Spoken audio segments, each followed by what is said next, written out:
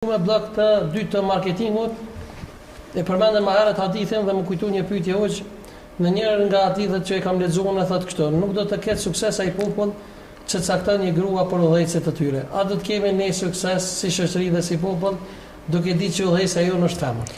Hadithi është i vërtet dhe është thënë tekstualisht: nuk shpëton një popull, por derisa në kryet atij populli udhëheq një grua.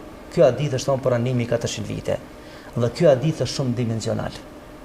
Shumë dimensional. Për shembull, pse është shumë dimensional? Për shkak se në të kaluarën vendimarrja ka qenë shumë më ashpër se sot. Merrem me mend për shembull ti me bë betejë frontale. Edhe përballë për shembull një ushtrie me vendos një grua. Emocionalisht gruaja është e dobët. Është elokuente, është më e ndihshme. Si mund me pa për shembull gruaja, për shembull, ka luftu me shpata, me pa tu i prej koka njerit. Bëra më çfarë mendimi kish marr.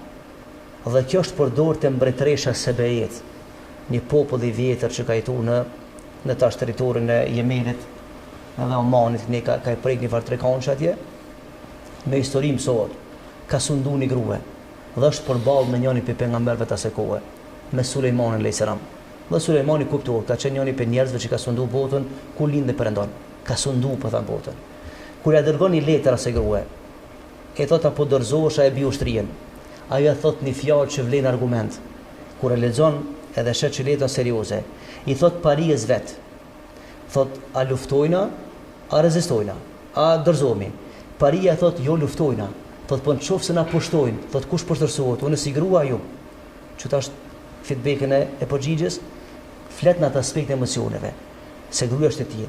Pra unë i qëndroj besnik këtij hadithi që në vendet kyçe, për shkak të konstruktit që ka femna, në vendet kyçe nuk do të më dhon detyrë kyçe. Po për shembull tani? Tani, a di ç'është kjo punë? E kanë pyet një dietar të madh, u bë kjo fjalë për në Afganistan. I thanë a ban me bë kryeministre Fatime Xhenahin, në atë kohë u diskutoi kjo relacioni afganistanez. Edhe ai dietari tha po nëse në këtë Afganistani me 100 milion banor s'ka burra, bën edhe një grua pra.